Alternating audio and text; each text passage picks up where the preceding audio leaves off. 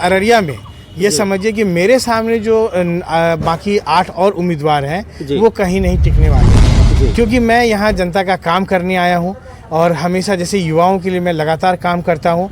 पीछे भी मैंने काम किया है, पुलिस में मैंने 6 वर्षों की नौकरी की है डीएसपी के पद पर, तो वहाँ भी मैंने शानदार काम किए हैं। उसके बाद जब मैं कॉलेज ज्वाइन किया तो वहाँ भी लगातार छात्रों के लिए काम करता हूँ। अभी देखिए कि जो प्रदीप सिंह जी हैं 10 साल सांसद रहे, 10 सेकंड वो नहीं बोल पाए सदन में, एक भी बात सदन में जनता की तरफ से नहीं कह पाए। इतने जन विरोधी कानून बनाए गए देश में, संसद सदन में, छात्रों के विरुद्ध, किसानों के विरुद्ध, वो कोई आवाज़ नहीं उठाए। ये देश युवाओं का देश है, वहाँ वो चुप हो जाते हैं। यह देश किसानों का देश है, वहाँ वो चुप हो जाते हैं। पलायन का इतना बड़ा मुद्दा है, उसके लिए वो कुछ नहीं बोल पाते हैं। यहाँ पे महिलाओं की स्थिति इतनी बदतर है, उसके लिए उनके पास कोई विज़न नहीं है। यहाँ व्यापारियों का स्थिति बहुत बदतर है, उसके लिए कोई विज़न नहीं है। मतलब विजन लेस व्यक्ति है, 10 बरस से कुंडली मार के बैठा हुआ है, फिर आगे भी बैठने के प्रयास में है। शाहनवाज जी हैं, वह भी मतलब मुंह में टेप लगा के चलते हैं, जो उनके पार्टी के आला कमान कहेंगे उनके सामने नतमस्तक रहेंगे।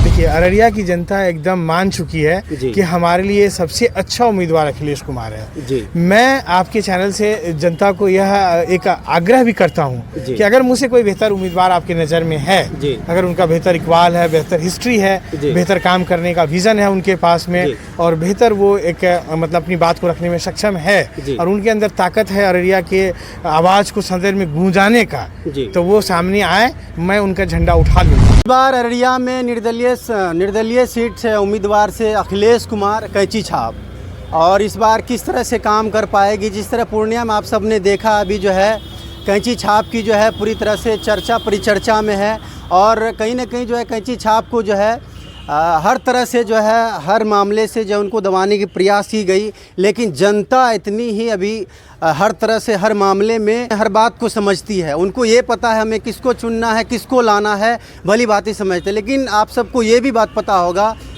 गरीबों के हर दुख में कहीं पे भी कोई घटनाएं हुई तो पप्पू यादव वहाँ पहुँच करके जो है कहीं ना कहीं जो है गरीब के बीच में पहुँच करके उनके दुख में खड़े होकर के उनका जो है आंसू पोंछने का प्रयास किया। लेकिन बहुत सारे लोग उनको जो है नीचे दबाने का प्रयास किया। अब नाम क्या लें, सबको पता है कि अभी जो है पप्पू यादव को किस तरह से जो है दबाने के प्रयास की, और जानेंगे कि अभी अररिया में किस तरह से इनकी काम हो रही है, क्या उम्मीद है कि अब की बार जो है कैंची छाप जो है अररिया से आ पाएगी या सीट हासिल कर पाएगी। मैं उम्मीदवार हूँ और मेरा छाप कैंची छाप है और 6 नंबर बैलेट पेपर है। जी बिल्कुल। और मैं अररिया से प्रत्याशी हूँ इस समय में। जी। ये महज एक संजोग है कि पूर्णिया में भी पप्पू जी एक बहुत मजबूत उम्मीदवार थे। निर्दलीय प्रत्याशी के रूप में उन्होंने चुनाव लड़ा, और सबसे मजबूत प्रत्याशी के रूप में जो सोशल मीडिया में हम देख पा रहे हैं और जो लोगों का रुझान मैंने देखा है, उस रुझान के मुताबिक वो बहुत भारी मतों से जीत रहे हैं वहाँ पे। तो उसी प्रकार से अररिया में ये समझिए कि मेरे सामने जो बाकी 8 और उम्मीदवार हैं वो कहीं नहीं टिकने वाले हैं, क्योंकि मैं यहाँ जनता का काम करने आया हूँ और हमेशा जैसे युवाओं के लिए मैं लगातार काम करता हूँ। पीछे भी मैंने काम किया है, पुलिस में मैंने 6 वर्षों की नौकरी की है डीएसपी के पद पर, तो वहाँ भी मैंने शानदार काम किए हैं। उसके बाद जब मैं कॉलेज ज्वाइन किया तो वहाँ भी लगातार छात्रों के लिए काम करता हूँ, युवाओं के लिए। क्या लग रहा है कि जिस तरह पूर्णिया में बिल्कुल एकदम आपका इशारा हम अररिया में मतलब सीट हासिल कर पाएगी। बिल्कुल आपका इशारा हम समझ गए हैं। देखिए, अररिया की जनता एकदम मान चुकी है कि हमारे लिए सबसे अच्छा उम्मीदवार अखिलेश कुमार है। मैं आपके चैनल से जनता को यह एक आग्रह भी करता हूं कि अगर मुझसे कोई बेहतर उम्मीदवार आपकी नज़र में है, अगर उनका बेहतर इकबाल है, बेहतर हिस्ट्री है, बेहतर काम करने का विज़न है उनके पास में, और बेहतर वो एक मतलब अपनी बात को रखने में सक्षम है, और उनके अंदर ताकत है अररिया के आवाज़ को सदन में गूंजाने का, तो वो सामने आए, मैं उनका झंडा उठा लूँगा। देखिए ये बात तो, और अभी नहीं सुन लीजिए, अभी जो वर्तमान सांसद हैं प्रदीप सिंह जी 10 बरस तक रहे हैं, और दूसरे कंटेस्टेंट शाहनवाज जी हैं, और बाकी कुछ निर्दलीय प्रत्याशी हैं। मैं सबों से कहता हूं कि हम लोग साथ में प्रचार करते हैं और साथ में जनता से वोट मांगते हैं, और जनता देखेगी अपना कौन सा निर्णय क्या लेती है। अभी देखिए कि जो प्रदीप सिंह जी हैं 10 साल सांसद रहे, 10 सेकंड वो नहीं बोल पाए सदन में, एक भी बात सदन में जनता की तरफ से नहीं कह पाए। इतने जन विरोधी कानून बनाए गए देश में, संसद सदन में, छात्रों के विरुद्ध, किसानों के विरुद्ध, वो कोई आवाज़ नहीं उठाए। ये देश युवाओं का देश है, वहाँ वो चुप हो जाते हैं। यह देश किसानों का देश है, वहाँ वो चुप हो जाते हैं। पलायन का इतना बड़ा मुद्दा है, उसके लिए वो कुछ नहीं बोल पाते हैं। यहाँ पे महिलाओं की स्थिति इतनी बदतर है, उसके लिए उनके पास कोई विज़न नहीं है। यहाँ व्यापारियों का स्थिति बहुत बदतर है, उसके लिए कोई विज़न नहीं है। मतलब विज़न लेस व्यक्ति है, 10 बरस से कुंडली मार के बैठा हुआ है, फिर आगे भी बैठने के प्रयास में है। शाहनवाज जी हैं, वह भी मतलब मुंह में टेप लगा के चलते हैं, जो उनके पार्टी के आला कमान कहेंगे उनके सामने नतमस्तक रहेंगे।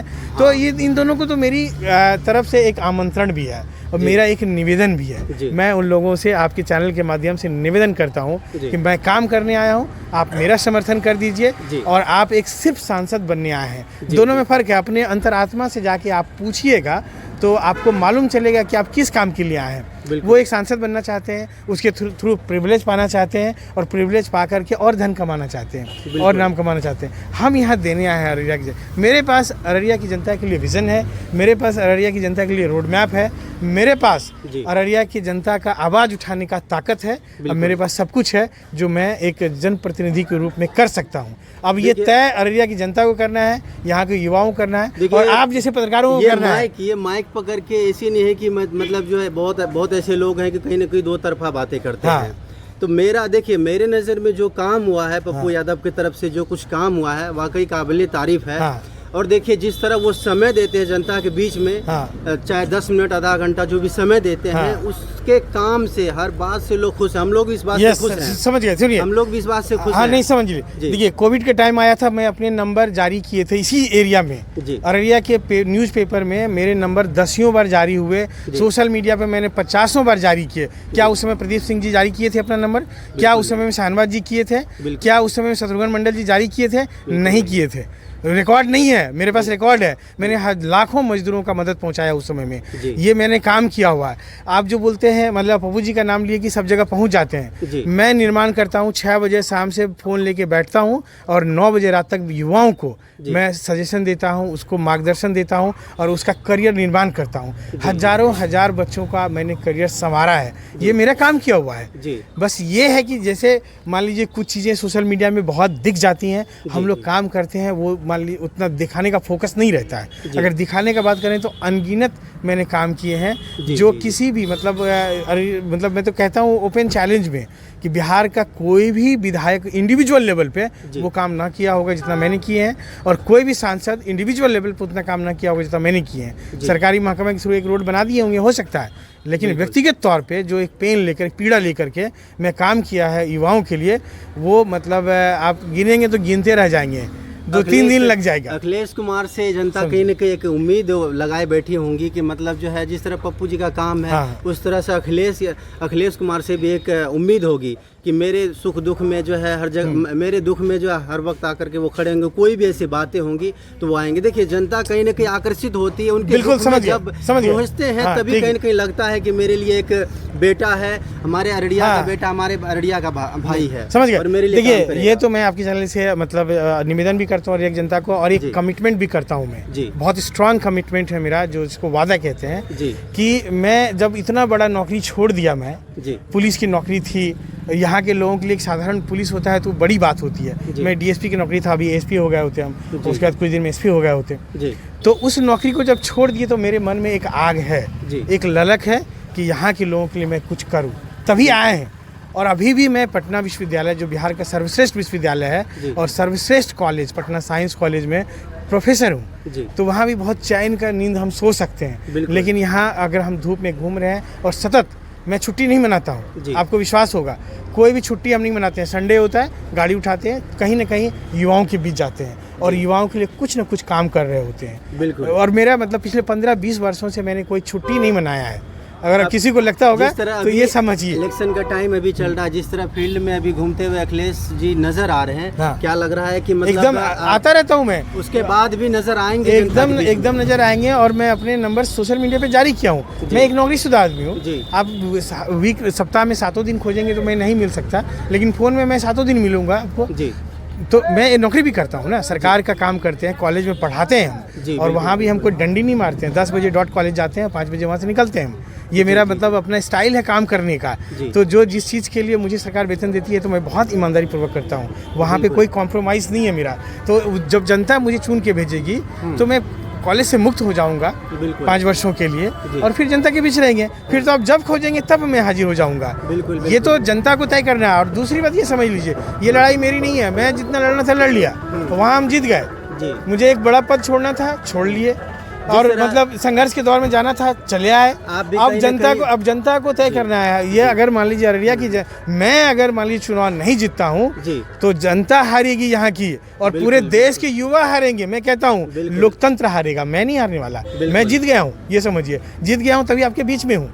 अब जनता को तय करना है, और आप जैसे युवाओं को तय करना है कि आपको जीतना है या हारना है। बिल्कुल बिल्कुल। जिस तरह पप्पू जी जब भी कभी गरीबों के बीच में जाते हैं, तो मतलब एक वीडियो उनका वायरल हुआ था कि जो है प्लेट में जो है गोभी आलू की सब्जी थी, और चावल खाते हुए नजर आए। और वो चीज़ सब नेताओं में शायद नहीं दिखती है। वो चीज़ कहीं ना कहीं मतलब अखिलेश जी अगर कर रहे हैं तो मुझे भी उम्मीद है कि बिल्कुल जनता फुल बहुमत से आपको चुनेगी। एकदम कर रहे हैं, बोले ना कि मैं एकदम जनता के बीच में हूँ, और कोई डिस्क्रिमिनेशन। पुलिस में भी थे तभी भी हम जनता से वैसे ही मिलते थे जैसे कि मतलब आम अपना भाई बहन से मिलता है लोग, और हर लोगों का सुनते थे। गरीब से गरीब आदमी को मैंने सुना है। आप बगल में मैंने किशनगंज में काम किया, आप जाके पूछ के एक भी आदमी अगर मेरा शिकायत कर देगा, आप ले आइए, मैं अभी चुनाव ड्रॉप कर दूंगा। बिल्कुल, अभी ड्रॉप कर देंगे। इतना मतलब इकबाल के साथ बोल रहे हैं कि अगर इतना कॉन्फिडेंस है कि मतलब किशनगंज की आबादी कितना होगा, 25 लाख के आसपास होगा। बिल्कुल, उस 25 लाख आबादी में कोई एक जनता अखिलेश कुमार का बुराई लेके आ जाएगा, अभी का अभी हम अब चुनाव कैंसिल करेंगे, घर चले जाएंगे पटना। इतना इकबाल है, इतना इकबाल के साथ मैंने काम किया है, ये समझिए। बिल्कुल बिल्कुल बिल्कुल। चलिए, जनता तो बिल्कुल हर बात को समझती है, हर मामले में समझदार है। और मैं भी कहीं ना कहीं देखा हूँ अपने नज़रिए से, ये नहीं कि पूरी अभी जो है हिंदुस्तान की पूरी आवाम देख रही है। निर्दलीय उम्मीदवार जो पप्पू यादव का जिस तरह काम है, लोग हर तरह से देखें, हर तरह से जाने हैं, हर मामले वो आगे रहे हैं। और उम्मीद करूंगा मैं कि जो है इस बार जो है मतलब जो है अररिया से मतलब अखिलेश जी जो है कैंची छाप है इनका, और उम्मीद है कि जनता इनको फुल बहुमत से इनको आगे लाएंगे।